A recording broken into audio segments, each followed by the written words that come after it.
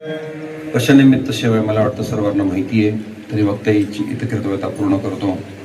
कैलासवासी वैकुंठवासी सुमन अक्का वसंत देशमुख यांच्या प्रथम वर्ष श्राद्धानिमित्त या ठिकाणी हा कीर्तनाचा महोत्सव, त्यांचे चिरंजीव परमादरणीय आम्ही ज्यांना सर्वजण आम्ही अण्णा म्हणून संबोधतो, आदरणीय अण्णांच्या चरणावरून नतमस्तक होतो. त्यांचा खूप गुण असणारा परिवार, आईसाहेबांच्या पाठीमागं त्यांच्या कन्या यमुनाताई, सरस्वतीताई, कौशल्याताई, शोभाताई, शोधाताई, चंद्रकलाताई आणि आदरणीय आपल्या सर्वांच्या परिचयाचे सोमनाथांना देशमुख अण्णांच्या चरणावरती नतमस्तक होतो. एक पुत्राची जबाबदारी किंवा पुत्राचं कर्तव्य खऱ्या अर्थाने ते पार पाडतात भारतीय वैदिक हिंदू संस्कृतीमध्ये.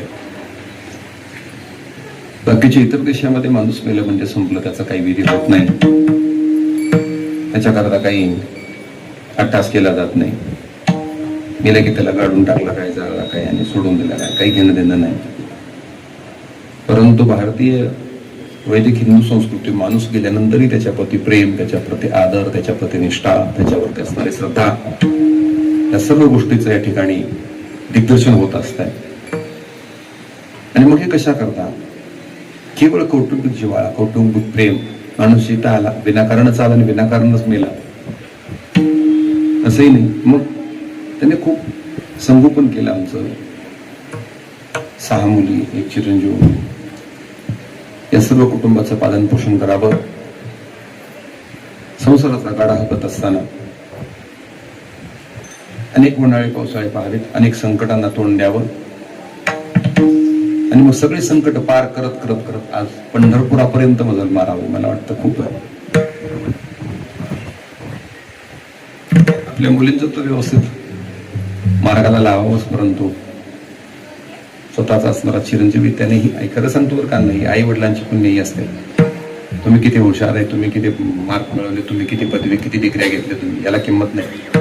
त्यांचं पुण्य जेव्हा पाठीशी उभा राहतं ना, तेव्हा माणूस कुठंतरी स्टेजवरती किंवा कुठंतरी एखाद्या पदावरती एखादा अधिकारी म्हणून उभा राहत असतो. हे माता पित्याचं पुण्य आहे. त्यांनी पुण्य कमावलं, त्यांनी संस्कार कमावले, त्यांनी त्यांच्या आयुष्यामध्ये फक्त लेकराचीच काळजी केली आणि त्याचं हित जपत असताना, जोपासत असताना त्याच्या शरीर काष्ट झालं. 94 वर्ष ते लेकराचीच मरेपर्यंत काळजी करणारी जात म्हणजे माय. चला थोडं जाऊन सांगेल मी तुम्हाला, सांगून जातो, ऐकून जा. शेवटपर्यंत, शेवटच्या श्वासापर्यंत, शेवटच्या क्षणापर्यंत यम दारात उभा राहिला तरी लेकराला विचारूनच जावं किंवा त्याचीच काळजी करावी. शेवटच्या क्षणी काही कळत नसलं, देहाची अवस्था बिघडलेली असते तरी सुद्धा अंतकरणाने भगवान परमात्म्याकडे लेकरा करताच आशीर्वाद मागावा, लेकरा करताच.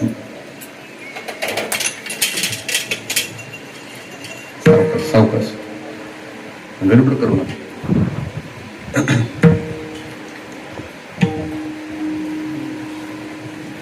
मरणोपरांत सुद्धा आई आशीर्वाद देऊन जाते बरं का. म्हणून करता त्या माईच्या अरुणातून उतराई होण्याकरता. तसं पाहिलं तर आई सांगू का, आईच्या अरुणातून उतराई होणं म्हणजे मला वाटतं आपल्या चामड्याचे जोडे करून जरी माईच्या किंवा बापाच्या पायात घातले ना, नाही ऋण भेटायचं. आणि मग हे ऋण खूप अवघड आहे, पण एक प्रयत्न आहे. चला, भगवान परमात्म्याकडे एक मागणं आहे, असंही आता आम्हाला जन्मोजन्मी मिळावी, तिच्या पोटी आमचा जन्म व्हावा आणि भगवान परमात्म्याची सेवा करण्याची संधी मिळावी, एवढंच मागणार आज भगवानच्या परमात्म्याच्या चरणावरती करायचं आहे. आणि भगवान परमात्म्याला सांगायचं स्वरूपता, स्वरूपता, स्वरूपता, सायुता 4 प्रकारच्या मोक्ष आहेत. त्याच्यातील एखादा मोक्ष आई साहेबांना प्रदान करावा किंवा त्यांच्या पायाजवळ जागा द्यावी. आता तसं पाहिलं, त्यांच्या पायाजवळ जागा मिळाली आहे. कारण प्रत्यक्ष पंढरपुरामध्ये आई साहेबांचं वास्तव्य होत आहे आणि इथंच भगवान परमात्म्याचं पूजन करत करत मग अशा महाराजांनी सांगितलं, परमार्थाचा खूप छंद. एक दिवस मी आलो होतो म्हणजे तो नामजप चालू होता. म्हणजे पारमार्थिक असणारं कुटुंब, पारमार्थिक वारसा, पारमार्थिक सलोखा, परमार्थाविषयी असणारी ओढ, प्रेम, श्रद्धा, या सगळ्या गोष्टी मला वाटतं जर संस्कार तुम्ही लेकरांवरती लहानपणापासूनच लावले तर ते एक कुठं जाऊन कुठं तरी गड्या. आज पैसा आहे, आर्थिक सुबत्ता आहे, आज काहीच अडचण नाही, सगळ्या गोष्टींनी सक्षम आहे. तरी सुद्धा कीर्तनाचं प्रेम आहे, कीर्तनाचं वेड आहे, संस्थेचं वेड आहे. आमच्या संस्थेचे एक निष्ठावंत कार्यकर्ते, निष्ठावंत सेवक आहेत आमच्या गुरुवर यांचे. हाक मारली बाबांनी की आमच्या अण्णासाहेबांनी ओढ यावी, धावत पळत यावं, अरणगावपर्यंत यावं, पंढरपूरच्या मठाचा सगळा कारभार पाहावा. सगळं काही अण्णांकडे आहे. आणि मग सगळ्या एवढ्या गोष्टी असताना सुद्धा काय गरज आहे, एका साधूच्या चरणांकित व्हावं, कृपांकित आश्रय घ्यावा साधूच्या चरणाजवळ, काहीच गरज नाही. तरी सुद्धा एका साधूवरती असणारं प्रेम, साधूवरती असणारी निष्ठा, गुरुवरती असणारी श्रद्धा,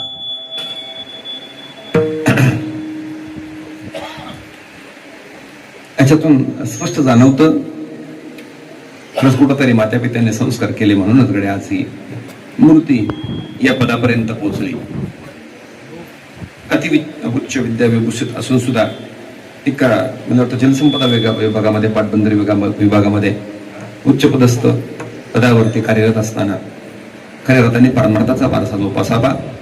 आपतिष्ट मित्र गणगोत्र या सर्वांचा मेळ जमवत या ठिकाणी आयुष्य काढावं.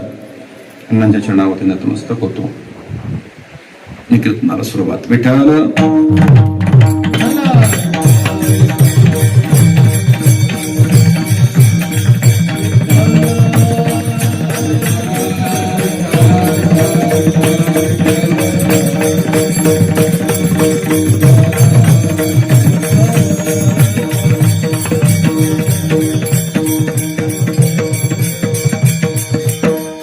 सेवेकरता उपस्थित केलेला अभंग महान भगवत भक्त विश्ववंदनीय विश्वसंत हृदय सम्राट अखिल वैष्णव मुखारविंद देहूचे सुप्रसिद्ध साधू संत श्रीमंत श्री तुकाराम महाराजांचा चार चरणाचा आईचं रूपक करून संतांचं महत्व सांगणार आहे. महत्व संतांचं प्रतिपादित केलं, परंतु रूपक मात्र आईचं केलं. ज्यांना वैराग्य राग रसिकी पद्धती आहे हो, स्वतः भगवान परमात्म्याने त्यांना हात देवाला सांगावं, आहे तो का नाही ना आलो मी तुला. जो भेटत नाही कोणाला तो आज तुकोबाराने प्रत्यक्ष घ्यायला देहोमध्ये यावा. नुसतं यावं नाही, 3 दिवस देवाने थांबावं. थांब, चालला कुठे? घ्यायला आलो तुला. अरे घ्यायला आला असतो. ऐक, मला एकट्याला नाही यायचं. मग ज्यांच्या बरोबर मी वावरलो, ज्यांच्या बरोबर आयुष्य काढलं, त्या सगळ्यांना घ्यावं लागेल. भगवान परमात्मा म्हणलं ते फक्त कुटुंबातले 1-2 सदस्य म्हणत असतील. नाही मग माझ्या चालला टाळकऱ्यांसहित सगळा गाव. एखाद्याने हात केला तरी गाडीची काच उघडत नाही. काय अवघड आहे. जाऊ द्या. साधूचं अंतकरण आहे. साधूने सांगावा भगवंता सगळ्यांना बरोबर घ्यावं लागेल. असं जगद्गुरु तुकोबर आहे. जो भगवान परमात्मा लालाय ते तुकोबांच्या दर्शनाकरता तुकोबरायांनी यावं. महाद्वारा तुकोबा दिसलं की भगवान परमात्म्याने खाली मान घालावी आणि झुकून उभं राहावं. का? तुकोबराय आले. काही ताकद आहे. हे कोणापुढे न झुकणारा साधू पुढे झुकलेला भगवान परमात्मा आहे. आणि असा साधूचं वर्णन करताना आईचं रूप करतो. ही विशेषता आहे.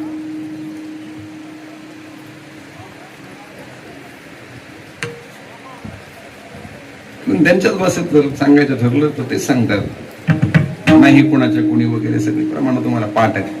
मला प्रमाणात देत बसायला वेळ नाही आणि वेळ माझ्या हातामध्ये कमी आहे. असं तुम्हालाही वेळ नाही बरं का. वेळ आहे. भावांचं लक्षात आलं. काहीच माहित नाही. वेळ आहे का नाही हेच माहित नाही हो. चाललाय तोपर्यंत चाललाय. कधी वेळ संपेल सांगता येत नाही बरं का. पाठीमागे बसलेले गुरुजी सर्वांना सांगून जातो मायबाप म्हणतो खूप वेळ अजून. नाही माहितीच नाही तुला किती वेळ आहे ते. अरे संध्याकाळी झोपला सकाळी उठशील का नाही माहित नाही का नाही आम्हाला. कुठं नाही तर संसार शेळ्यान मेंढ्यान जमीन पोळपटन लाटणं काय करावं. गाडीन गुडीन बंगला काय भरोसाच नाही. फक्त जमायचं नाही हो. फॉर एक्झाम्पल फक्त उदाहरण आहे आपलं, तुमच्यावरती नाही. हे संसारातलं उदाहरण. आता ते नेमकं तुमच्याकडे झालं मी तरी काय करतो नाही सांगून जातो गड्या. जगावर तू कोप आहे बोलता.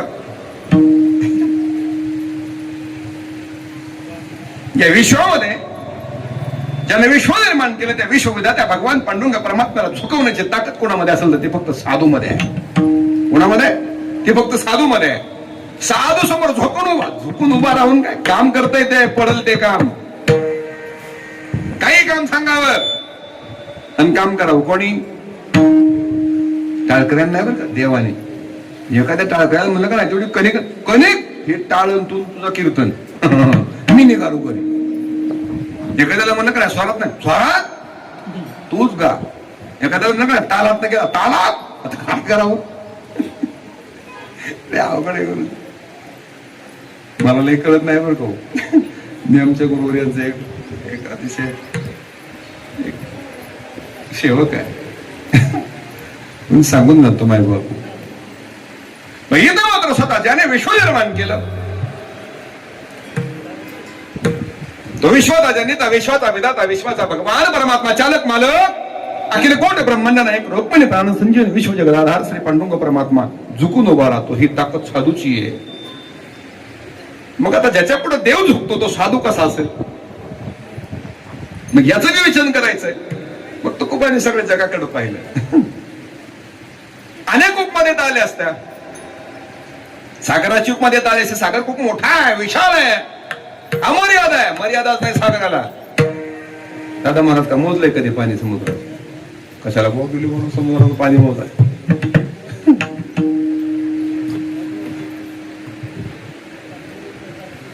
एक लाट आली ती एक गडी आमचा वाहून घेतला. बळ आणला ओढ ओढ. साधी शुल्लक बारकी लाट होती हो.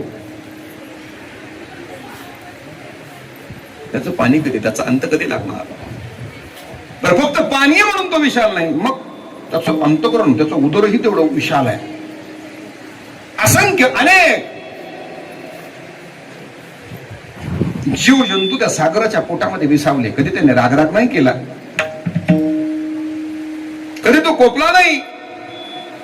अनेकांना त्याने स्थान दिलं. म्हटलं नाही हा माझा आहे, हा वारकरी, हा अमकाय, हा तमकाय, फलाना आहे, भिस्ताना आहे, काय बोललं नाही ते. मग सगळ्यांना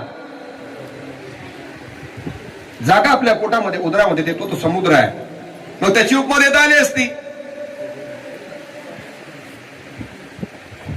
नाही दिली. का बरं? तू जर रागवला तर जपान सारखा अति प्रगत असणारा देश सुद्धा एका लाटेमध्ये, ठीक आहे, तत् सुनामी वगैरे तुम्ही त्याला म्हणता, ठीक आहे, एका लहरीमध्ये, आम्ही सरळ सरळ भाषा सांगतो, एका लहरीमध्ये लहर आली, लहर. संसारात सुद्धा लहर येते माणसाला, तशी समुद्राला लहर आली म्हणे चला फिरून येऊ. सहज फिरायला आलं. तुझा प्रगत असणारा देश सुद्धा नेस्तनाबूत करण्याची एका लाटेमध्ये ताकद आहे. म्हणून ते कोपतय. काय ते खवळलं तर मग सगळ्या जगाचा विनाश करू शकतो. समुद्राची उपमा नाही. मग सूर्याची उपमा देता आले. सूर्य तेजे सोज्वळ, तेजाने सोज्वळ आहे, त्याची उपमा देता आली असती. नाही दिली त्याची सुद्धा उपमा. का बर? तो जरी बिंब तरी बचकेचे एवढे, परिप्रकाशाशी त्रिभुवन थोपडे, सगळ्या त्रिभुवनाला प्रकाश देऊन उरणारा तो सूर्य आहे. आई त्याची उपमा देता आली असते, नाही दिली. का बर? तो अस्तवे हे की डाळ, तो मावळतो. मावळला की पुन्हा आमच्याकरता राहत नाही. त्याच्याही पेक्षा सकाळी सकाळी आई सूर्य पाहिला की असं वाटतं दर्शन घ्यायला तिथं जवळ जाऊन पाया. आता बघा बरं त्याच्याकडं येते का पाहता? नाही पाहता येत. म्हणजे तो आता तापला, कोपला, तो सुद्धा रागावतो. मग चंद्राची उपमा देता आली असती, चंद्राची नाही दिली. का बरं? तो फक्त पौर्णिमेलाच पूर्ण आहे. आणि अमावस्याला कले कले कले कले नाही. पौर्णिमा झाली की तो हळूहळू हळू लहान लहान होत गेला. अमावस्याला नाहीसा, नष्ट झाला. त्याची उपमा देता येत नाही. एकूण जा मग हिंदू संस्कृतीमध्ये ज्याला पवित्र मानलं गेलं ते गाय आहे. ऐकताय का? त्या गायीची उपमा देता आली असती. साधूचं वंदन करायचं काय अडचण होती? गाय तर पवित्र, 33 कोटी देवाचा वास तिच्या उदरामध्ये आहे, ते गाय आहे. पण गाय अपवित्र आहे. आता कसं काय करावं?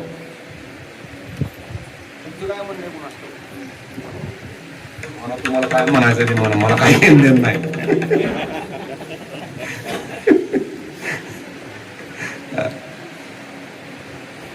गाय सेफ्टीकडून पवित्र आहे, मुखाकडून अपवित्र आहे. आता का अपवित्र हे सांगायला मला वेळ नाही. युट्यूब वरती टाका, गुगल वरती टाका, तुम्हाला माहिती मिळून जाईल. ग्रंथ वाचायला वेळ नाही आता, म्हणून सांगतो बरं का. आणि मग या सगळ्यांच्या उपमा अपयशी ठरल्या. लय ओरडले होते, शेती मारते काय. आणि मग शेवटी जगद्गुरु तुकोबांनी एका मातेकडे पाहिलं. मातेकडे भर चौकामध्ये जे आपल्या इज्जतीचा विचार करत नाही, एरवी आवरून सावरून दिवसभर 5-5 वेळा आरशासमोर जाऊन येते. कुठपर्यंत? जोपर्यंत पदरामध्ये लेकरू पडत नाही तोपर्यंत आईचं आवरण सावरण नाही. बरं का, एकदा का बाळ पदरात पडलं की आवरण सावरण संपलं. आता स्वतः करता नटायचं नाही, मग लेकरा करता जगायचं आहे. काय आहे? हा, सुंदर दिसण्याकरता आता नाही नटायचं, मग आता फक्त जगायचं लेकरा करता. आणि खरं सांगू का, हे ते बघा, ऐन तरुण्यामध्ये ते पदरात पडलं रे पडलं, झालं देह विसरी आपुला. देह विसरते, स्वतःचा देह विसरते. स्टँडवरती असेल, कुठं माणसात बसले असेल, लेकरू जर रडायला लागलं तर कोणत्याही गोष्टीचा विचार न करता, समाजाचा विचार नाही, देहाचा विचार नाही, काही नाही, त्याच ठिकाणी त्याला स्तनपान करणारी किंवा त्याची भूक भगवणारी माय आहे. एवढंच का नाही? एवढी क्षुल्लक व्याख्या होऊ शकत नाही माहिती. मग तसं पाहिलं तर आईची व्याख्या करणंच खूप कठीण आहे. आणि आईची व्याख्या करायचं म्हटलं तर त्याला आईच व्हावं लागेल. घड्या आईचं आई पण सांगून नाही कळायचं. आई का बरं? तिच्या वेदना, तिच्या मनाला होणाऱ्या वेदना, त्याच्या शरीराला होणाऱ्या वेदना, आणि आयुष्यभर तीळ तीळ तीळ तीळ तीळ तुटणारी लेकरा करता ती माय आहे.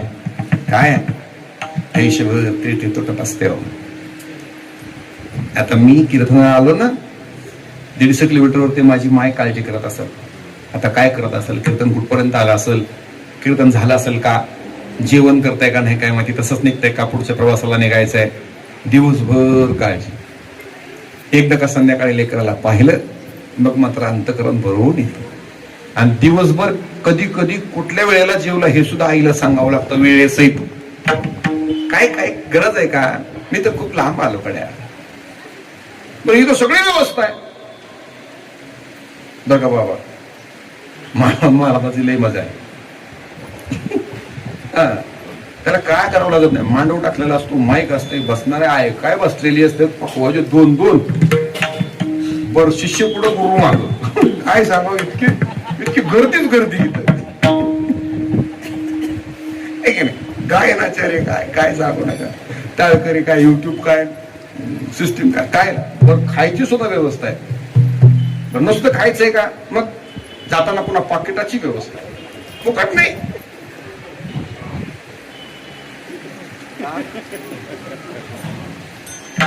काय सांगू, असं वाटतं तुमच्यासारखा साधू भाव असतो का नाही, लय बरं झाला बरोबर. लखन भावा खरं काय आवडतो साधू, लय खतरनाक. एक साधू भेटलं मला. ते साधूला म्हणलं कसं काय, म्हणले बरं आहे. म्हणजे होईल का दर्शन आज? साधू म्हणले काय त्याच्या पाया पडून तर काय काय करणार आहे तुम्ही? राहिलं भाऊ.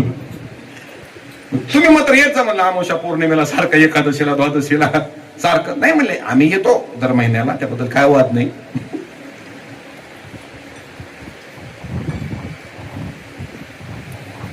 मग आम्हालाच का नको म्हणता तुम्ही?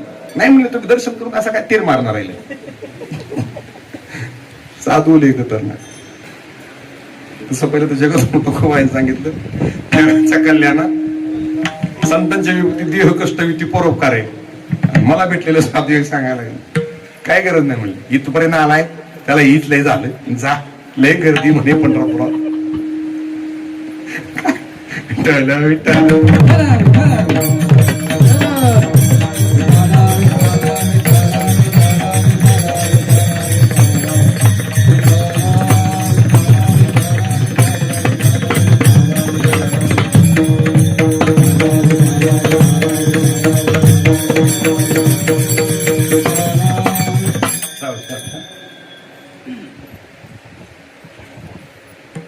सांगायचा मुद्दा एवढा आहे,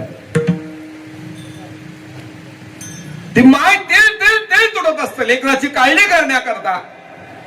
फक्त लेकराची भूक भागवतं हेच नाही, स्वतःला विसरते एवढंच नाही. 9 महिने 9 दिवस त्या लेकराला उदरात वागवते. काय करते ऐकताय का? हा,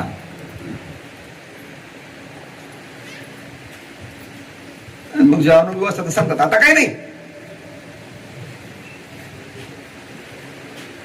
7च महिने गेले, 2 महिने गेले, 7 महिने 9 दिवस,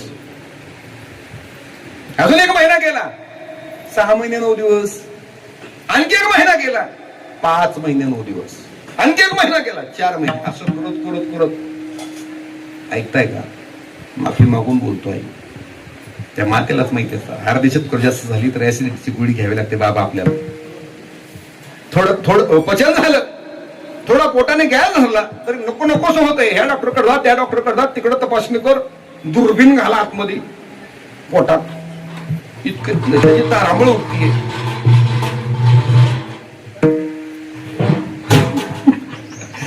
अरे सकाळच्या कार्यक्रमाला असतात, तुमच्या आवाजाकडे लक्ष काय जायची गरज नाही.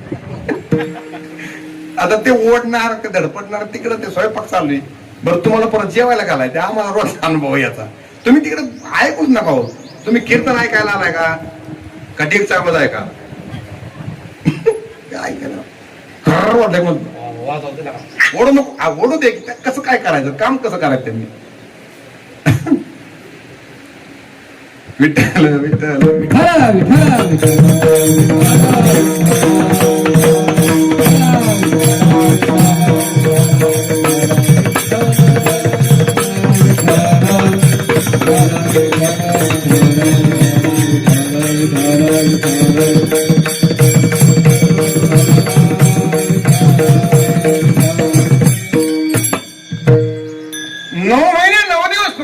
वागवते असं नाही. मग शेवटचा क्षणमात्र तिच्या करता खऱ्या अर्थाने निर्णायक ठरतो गड्या. आणि अति महत्वाचा, ज्या क्षणाची आतुरतेने वाट पाहत असते, अगदी स्त्री जन्म झाल्यापासून मरेपर्यंत ज्या गोष्टीची वाट पाहते ना, त्याचं नाव आहे मातृत्व. काय नाव आहे? मातृत्व. तसं पाहिलं त्याला एक नाव आहे बघा, बाळ किंवा अंत. बाळांत, एक तर बाळ आहे, नाही तर मातेचा अंत आहे. अंत झाला तरी चालेल, पण बाळाने विश्व पाहिलं पाहिजे. ही संकल्पना माईची आहे. कुणाची आहे ही संकल्पना? आईची. ही संकल्पना माईची आहे. लेकराने विश्व पाहिलं पाहिजे. आणि मग स्वतःचा जीव देऊन सुद्धा जी लेकाला जग पाहण्याची अपेक्षा करते ना, ती माय आहे. मग सगळ्या गोष्टीने परिपूर्ण दिसली माय. जगद्गुरु तुकोबांना लेकराची भूक भागवते. लेकरा करता स्वतःच्या कितीही वेदना झाले, असह्य, ऐकून जा, माफी मागून बोलतो बरं का. जेवायला बसली माय, तोंडामध्ये घास घालता, ताटातला घास तोंड मोडून घेतला हातामध्ये, तोंडासमोर नेलं, तेवढ्यामध्ये पोटात कळ आली आणि ते गर्र करणं फिरलं. ऐकून जाई, माईला त्या वेदनेचं दुःख नाही. मग माय म्हणते, बाई काही इरुळ्यासारखं चालक आहे. त्याचं कौतुक गर्भातच सुरू झालं बरं का. काय झालं? गर्भातून ते लाता मारायला सुरुवात करताय, लाता. तरी ती म्हणतो, बघा बाळ किती चालाक आहे. गर्भातून वेदना होत आहे, त्याच्याकडे लक्ष नाही, पण ते बाळ वाढू लागलं याचा आनंद आहे. काय आहे? बाळ मोठं होऊ लागलं, त्याची हालचाल होऊ लागली, याचा आनंद आहे. किती विलक्षण आहे बघा. तुम्ही थोडस बारकाव्याने अभ्यास करा या गोष्टीचा. तिला म्हणायचं माय. आणि आयुष्यभर लेकरा करता जगते हो. राब राब राबते आई. आयुष्यभर राब राब लेकरा करता राबते. आणि आयुष्याच्या शेवटीही लेकरा करताच देवाकडे आशीर्वाद मागते ना, सुख मागते. ती माय आहे. आणि मग सांगून जातो. आता इथं मला साधू आणि माय खऱ्या अर्थाने या दोघांची समानता सांगायची. काय समानता आहे? ज्याप्रमाणे आईकडे करुणा आहे त्याप्रमाणे साधूकडे करुणा आहे. ऐकून जा बरं, साधूकडे त्याप्रमाणे करुणा आहे. कितीही त्रास दिला समाजाने तरी साधू कधी कोपत नाही. ऐकून जा, कितीही त्रास दिला लेकराने तरी आई कधी कोपत नाही. आई कधी त्याला शाप देत नाही. समाजाने किती त्रास दिला म्हणून तू कुबाईने आबा नाही शाप दिला समाजाला. मग कोण सांगितलं तुमचं कल्याणच होईल गड्या. मी म्हणलं आमचं नाही दर्शन झालं, तुम्ही तरी देवाकडे जा, मागा देवाला काहीतरी सांगतो की म्हणले ह्यांच्या कर्माप्रमाणे ह्यांचं कल्याण होईल. असं साधू मला परत भेटून हे गड्या पाया पडतो. मी म्हणलं बाबा तुम्ही पंढरपूरला दरवेळेस येता, यावेळेस नाही दर्शन झालं, नका का होईना पण देवाकडे म्हणले मागतो ना. म्हणले तुकोबारांचं प्रमाण चांगलं लक्षात आहे माझ्या. कर्मधर्म तुम्हा असावे कल्याण. अजून लय कायम आहे नाही म्हणे. तू कर्माचं फळ देऊ नक्की देणार आहे तुम्हाला, काळजी करू नका. मग कर्माचं फळ नक्की देऊ देणार आहे तर आम्ही तुमच्यापाशी आलो कशाला? काही प्रश्न आहे मला. जाऊ दे, मला तर खूप राय सांगायचे. ऐकून जा दादा, मला साधू कधी समाजावरती कोपवत नाही. साधू कधी समाजावरती रागवत नाही. साधू कधी समाजाचा द्वेष करत नाही. त्याला साधू म्हणावं. स्त्री एक अण्णा न करता मेली, काळजी नाही. ज्याची होती त्यांनी नेली, आपल्याला काय काळजी आहे का? लेकरू देखत नेलं, देवाची होती व देवाने नेली. तुम्ही असू नका गुरुजी. ते गाणं नाही मला म्हणायचं. परवा कोणीतरी म्हणलंय बघा, युट्यूबला आता गाजत इन्स्टॉल त्याला ना, तर तुमच्या ते लक्षात आलं का काय काय माहिती. ते माईकवरच म्हणले गुरुजी, प्रमाणच म्हणलंय. आता काय ते माफी मागून बोलतो गड्या. नाही, नजर चौकस लागते, कान लागतो, बुद्धी लागते, त्यावेळेस कळतं कोणाचं काय चाललंय ते. त्या भगवान परमात्म्याचे होते ते तो घेऊन गेला. माझं काय आहे इथं? काहीच नाही. पोरग माहिती घेणं नाही घेणं. दुष्काळ पडला, दुष्काळ पिढीला द्रविलेला माणस एक अन्न करतो आम्ही. मरू द्या, काही ताकद आहे. कधी दुःख नाही आहे त्याच्यावरती, त्याच्याविषयी सुद्धा अशी म्हणजे काय आसक्ती नाही. आणि जे नाही त्याचा मिळवण्याचा मोह नाही. ठीक आहे, त्याला म्हणावं साधू. जे आहे त्याच्यामध्ये आसक्ती आहे, त्याच्यावरती प्रेम आहे ना. सगळे माय बाप आहे सगळे. कारण माय बापावरती प्रेम नसतं ना तुकोबारायांचं, तर आईविषयी मला वाटतं तुकोबाराय बोललेच नसते. बापाविषयी आदर नसता तर जगद्गुरु तुकोबाराय बापाविषयी बोलले. त्याचं तुकोबारायांचं वाक्य हो, बाप करी जोडी लेकोराचे ओढी, बाप करी जोडी लेकोराचे ओढी, बाप करी जोडी लेकोराचे ओढी, बाप करी जोडी लेकोराचे ओढी, बाप करी जोडी आपली कुरवाडी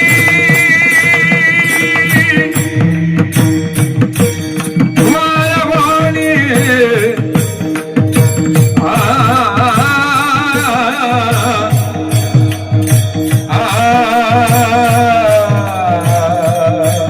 बोली तुकोबारायांची वाणी हो. तुकोबारायांना बापाविषयी प्रेम नसतं ना, तुकोबाराय बोललेच नसते. एकाएकी केला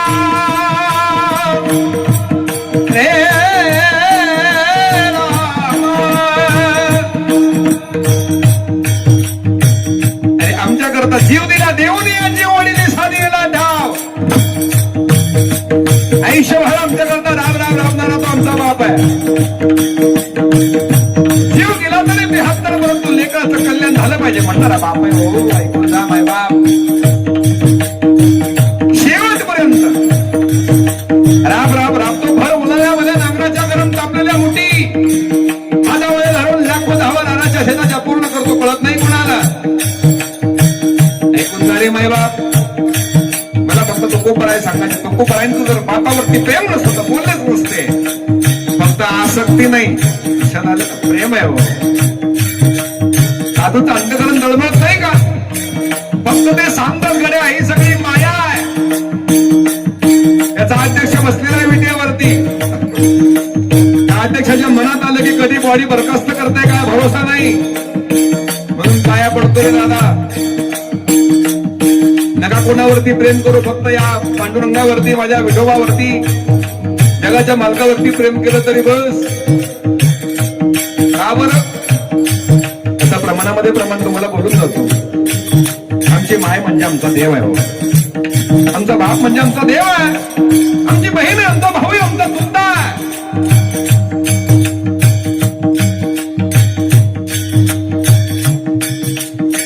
विठ्ठल माय बाप चुलता. विठ्ठल भगिनी आणि भ्राता, विठ्ठल भगिनी आणि भ्राता.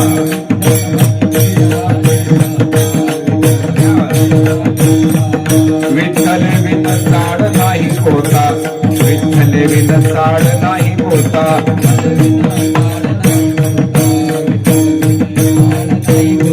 तुम्हाला सांगत आता मला दुसरा कोणी नाही, मला फक्त एक विठ्ठलच आहे. का? माझी माय म्हणजे माझा विठ्ठल आहे, माझा बाप म्हणजे माझा विठ्ठल आहे. काही भूमिका आहे हो. आपल्या लक्षात कधी आलं नाही आमची आई आमची रुक्मिणी आहे, आमचा बाप आमचा पांडुरंग आहे. कधी लक्षात येईल ना? मला वाटतं ज्या दिवशी लक्षात येईल त्या दिवशी तुम्हाला तीर्थयात्रा करण्याची गरज नाही लागायची. का बरं? मी सांगत नाही, ज्ञानोबा बोलतात. काय बोलतात? सकळ तीर्थाची दुरे जे का माता पितरे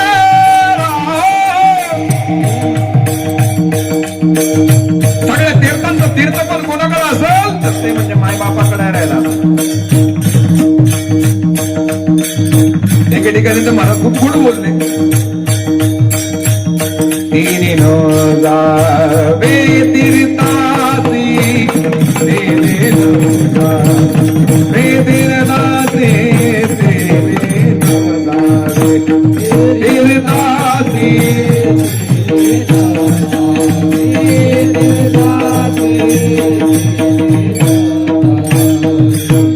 माय बाप केवळ काशी, तिने न जावे तीर्थासी. तिने न जावे तीर्थासी, तीर्थासी. तिने न जावे तीर्थासी.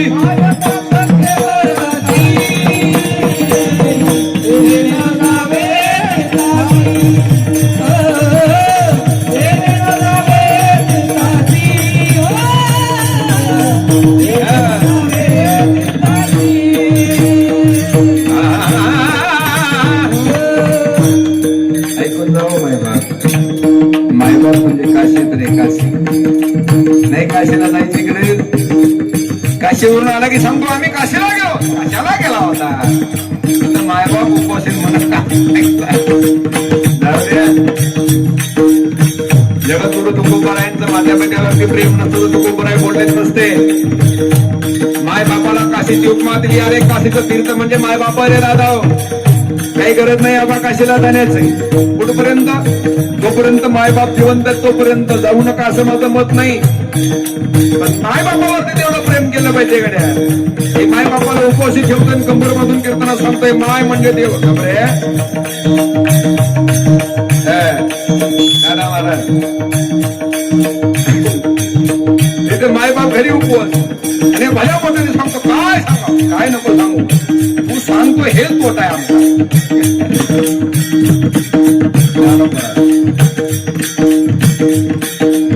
आदरणीय साहेबांचं स्वागत करतो या ठिकाणी. उपस्थिती कीर्तना करतात. पंढरपूरचे बाकी विधाते चला ऐका रे मायबाप. म्हणून करता जगद्गुरु तुकोबाराय बोलले दादा. अरे बाप त्याला म्हणावं, कोणाला म्हणावं? स्वतःचा देह वाळवतो भिजतो रे. खुश झाला बाप आमचा. हात गेले, पाय गेले, डोळे गेले, तरीही बाप लेकराकरता धडपडत होता. बाप करी दोन्ही लेकुराची होडी आपुली कुरवडले वाळवड एकाएकी केलो मिराजीचा धनी गडी वाघोळी बहार खाते आणि माई बद्दल बोलताना महाराज सांगतात हे दादा हो राई तर सगळ्या विश्वात मोठी रे दादा किती मोठी आहे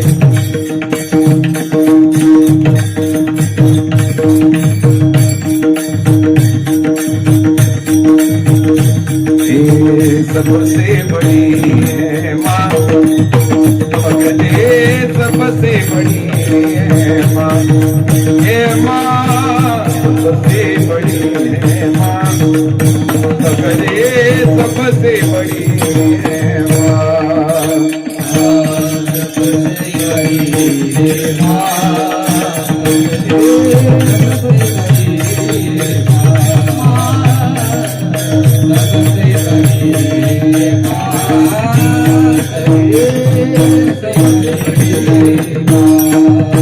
माँ से बढ़कर कोई नहीं है माँ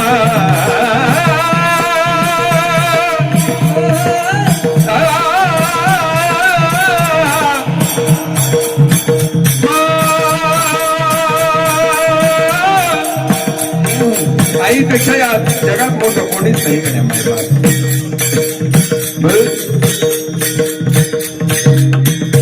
त्याच्यातच वेळ निघून जाईल माझा जास्त मला गायला लागलं अशी माणसं दिसली की बेपाणी होत आहे महाराज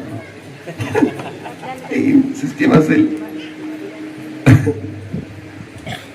जाऊ द्या सांगून जातो कडे माय बापू जगद्गुरु तुकोबराय सांगतायत विश्वामध्ये सगळ्यात मोठं कोण असेल तर ते म्हणजे माय बाप आहे फक्त माहीच नाही बापही तेवढाच मोठा आहे परंतु पुण्यस्मरण मातेचे म्हणून फक्त वर्णन मातेच करून जाईल ऐकून जा ज्याप्रमाणे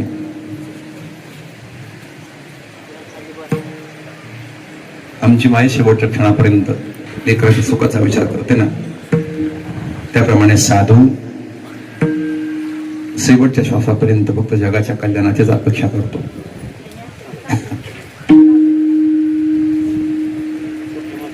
फक्त जगाचं कल्याण व्हावं जगाचं हित व्हावं आता जास्त वेळा कल्याण नाही मी नाव घेणार आदरणीय साहेब इथं उपस्थित आहेत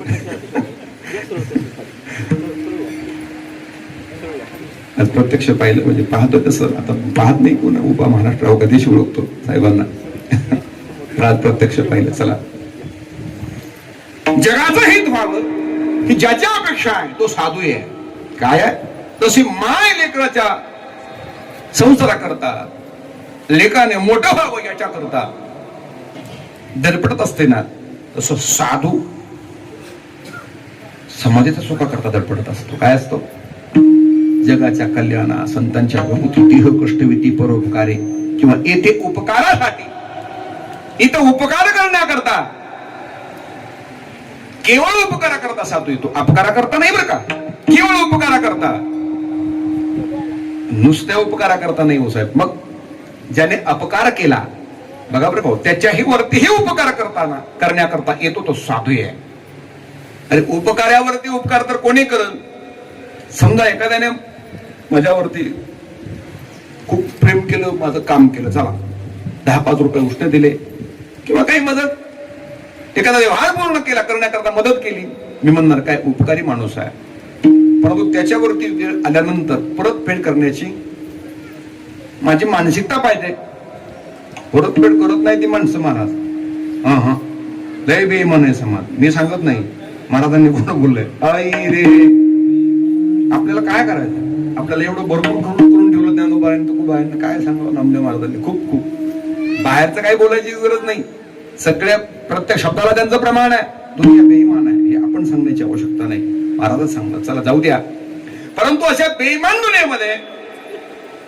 इमानदारी कोणी दाखवली असेल तर तो साधू आहे जगाने ऐका हो गोपाळा पाटील गावीची हे लोक आता मला भीक कोण घाली उकळतं पाणी अंगावरती ओतलं माफी मागून बोलतो थोडंफार उन्ह दिसलं तरी कीर्तन करलं की बोट ठेवतो हे नाही ते नाही ते नाही घबरे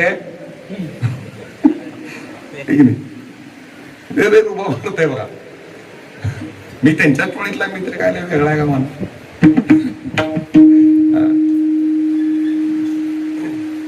उकळत पाणी अंगावरती ओतलं तरी एक शब्द नाही उलट बोलले जगद्गुरु तुकोबा. मग काया जळू लागले, देह जळू लागला, आग लागली सगळ्या अंगाला. आग लागली म्हणजे पेटलं नव्हतं, देह जळू लागला, आग होऊ लागली सगळ्या अंगाची. तुकोबान त्या मातेला काही शब्द नाही बोलले. मग बंडोंकाला सांगितले, विठुराया अरे कोणत्या पापाची शिक्षा देतोस रे? गाव मारा. अरे काया जळू लागली, काय होतंय? जळे माझे काया लागला बोनवा, जळे माझे काया लागला बोनवा, माझी काया लागला बोनवा, जळे माझी काया लागला बोनवा.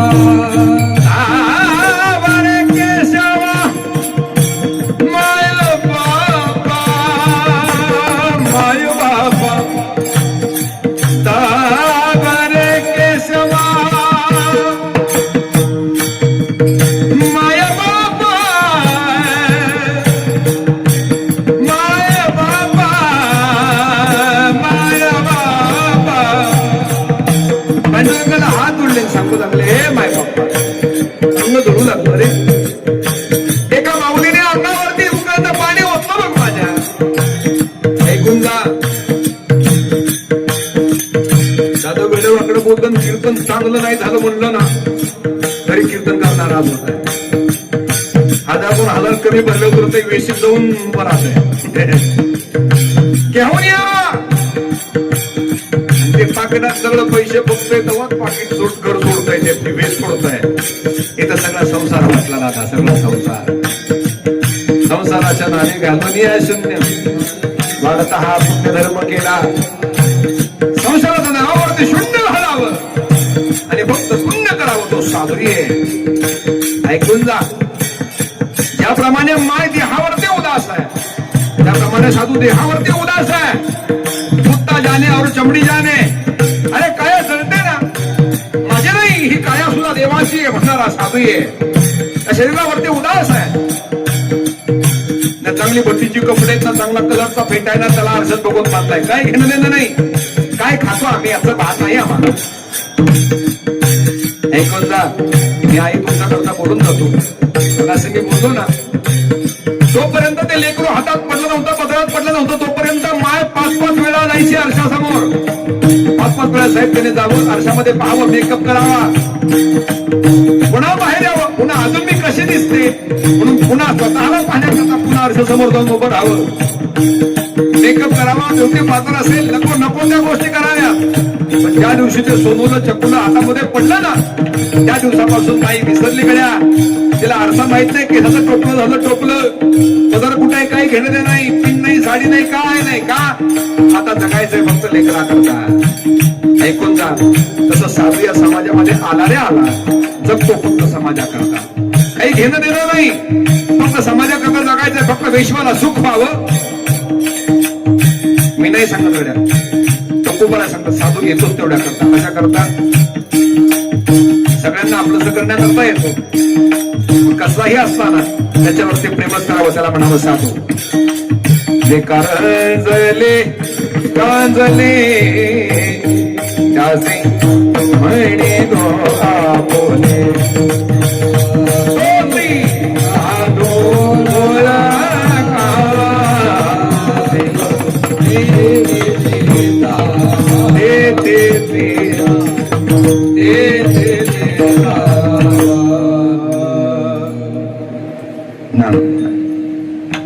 ऐकून जा. भगवंत परमात्मा येतो तेवढ्या करतात. कशा करता?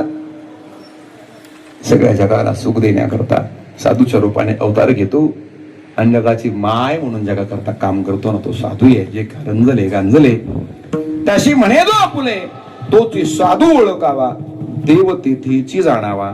आता ऐकून जा बरं का. आता कदाचित माझ्याकडून अपराधही घडेल, परंतु कुठंतरी भगवान परमात्मा अर्थात साधू जगद्गुरु तुकोबा यांनी आईमध्ये पाहिला असावा. म्हणून करता जगद्गुरु तुकोबराय पुढले घड्या ज्याप्रमाणे साधू आई मान्य आहे, आईला मर्यादा आहे, आई फक्त कुटुंबापुरतीच मर्यादित आहे आणि साधूचं सगळं जग कुटुंब आहे, वसुधैव कुटुंबकम, सगळं जग. अहो हे विश्वची माझे घर. हा, ही ज्याची ज्याची मती आहे तो साधू आहे. विश्वाचं कल्याण करणारा साधू कशाप्रमाणे करतो, ज्याप्रमाणे माय लेकरा करता आयुष्यभर जळ जळ जळते, मर मर मरते. एवढंच नाही, लेकराचं हित अहित कशात आहे हे फक्त तिलाच माहिती असतं. अभंगाच्या पहिल्या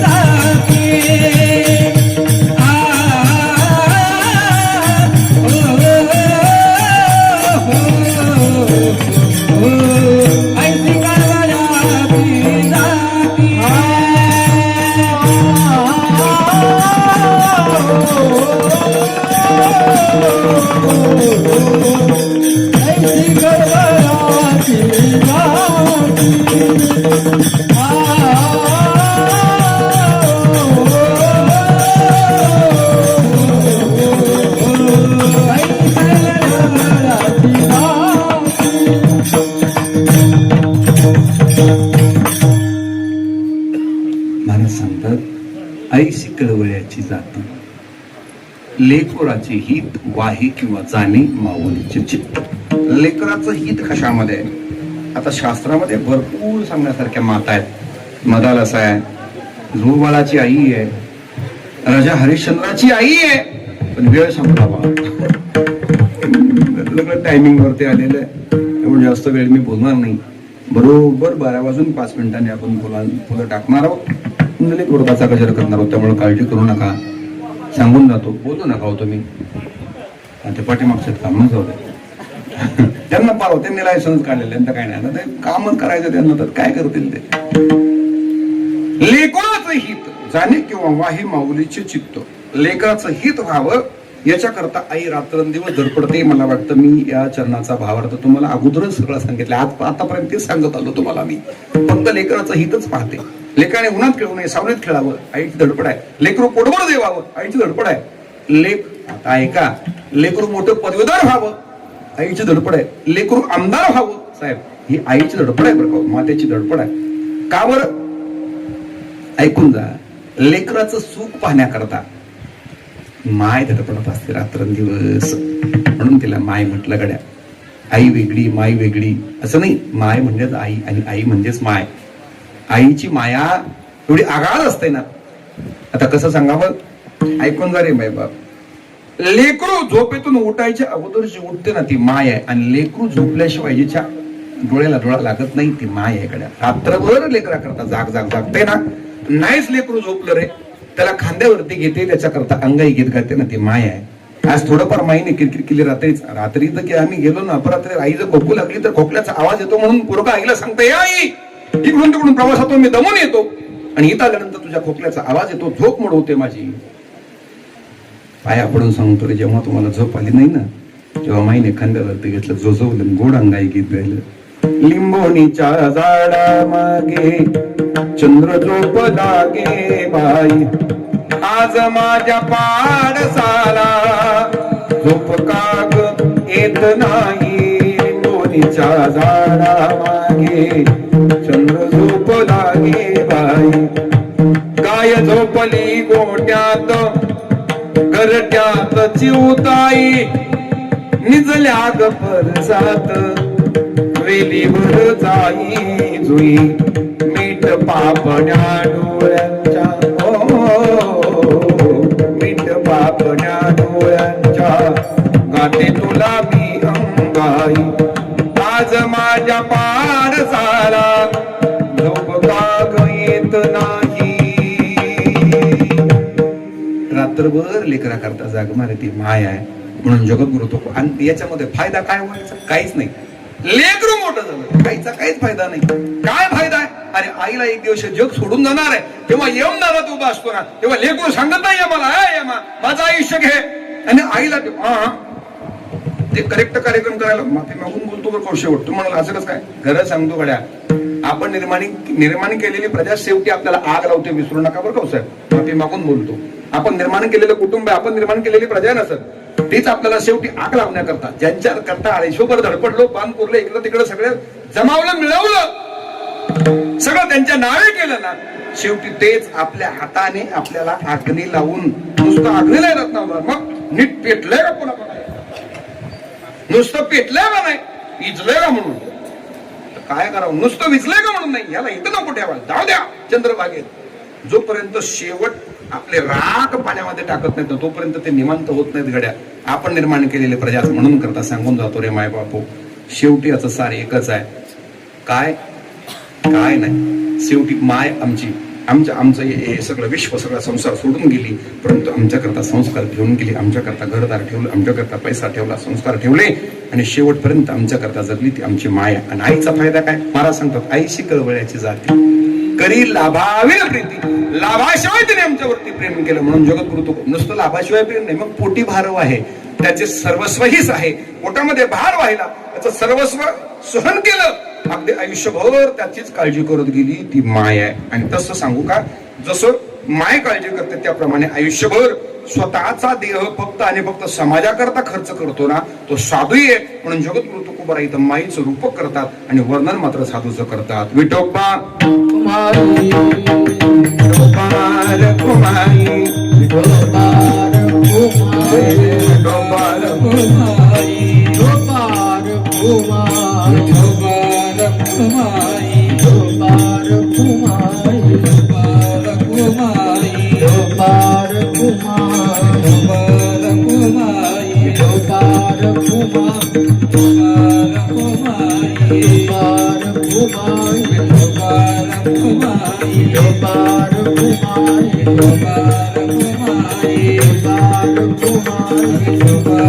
कुमारी,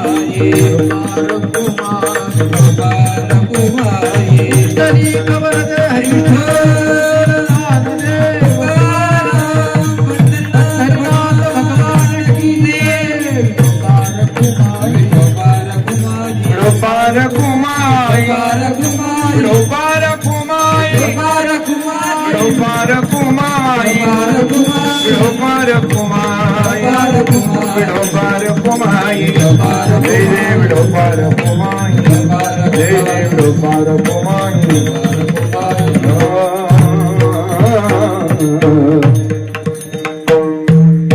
लेकुराचे हित वाही माऊलीचे चित्त ईशी कळवळ्याची जाती करीला भाविन प्रीती पोटी भारव आहे, त्याचे सर्वस्व हिस आहे. ऐशी कळवळ्याची जाती करीला भाविन प्रीती, तुका म्हणे माझे तुम्हा सतावरी ओझे, ऐशी कळवळ्याची जाती करीला भाविन प्रीती. मौली महावैष्णव विश्वसंत जगद्गुरु तुकोबा यांच्या अभंगाचा आता तसं पाहिलं तर भावार्थ नाही मला संपूर्ण करता आला, फक्त एका चरणापर्यंत येऊन मी पोहोचलो. मायबापू सांगून जातो, मातेचं वर्ष श्राद्ध आहे म्हणून आईचं वर्णन करण्याकरता या ठिकाणी तुमच्या समोर उपस्थित राहिलो. सेवा पंढरपुरामध्ये याचं मला पूर्णपणे भान आहे. सांगून जातो मायबाप फक्त लेकरा करता जगते ना ती माया असते. ऐकून जा. बंदीशाळेमध्ये माय आहे आमची. भगवान गोपाल कृष्ण परमात्मा स्वतःच्या पोटी जन्माला येणार आहे हे माहीत असून सुद्धा माईने बाळाला प्रसूती किंवा माय प्रसूत व्हावी, बाळाला जन्म द्यावा. आता विश्वाचा मालक आहे, देव आहे स्वतः, त्याला काय अडचण आहे, तरी सुद्धा माय त्याची काळजी करते. वसुदेवाने छातीशी कवटाळलेलं लेकरू देवकीने पाहिलं बाळाकडं. देवकीच्या लक्षात आलं हा पोटी यावा किंवा याचं दर्शन व्हावं, याची झलक पाहायला मिळावी म्हणून हजारो वर्ष तपश्चर्या करणारे ऋषीमुनी साधू संत आहेत. आणि आज विश्वाचं तेज माझ्या पोटी आलंय, माझ्या उदरी आलं. किती भाग्यवान आहे मी.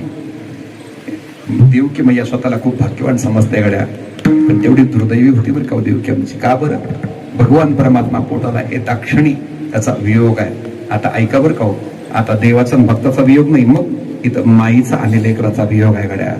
कारण ऐका आई, मगाच मी तुम्हाला सांगून गेलो, लग्न झाल्यानंतर खऱ्या अर्थाने पहिलं सुख असतं ते म्हणजे सुख अगदी मातृसुख बरं का. त्या सुखाकरता आसुसलेली आतुरलेली माय असते. आणि आता मात्र मातृसुख मिळालं, परंतु ते एक क्षणिक होतं गाड्या. का बरं? आता इथं बंदी शाळेमध्ये माय आहे.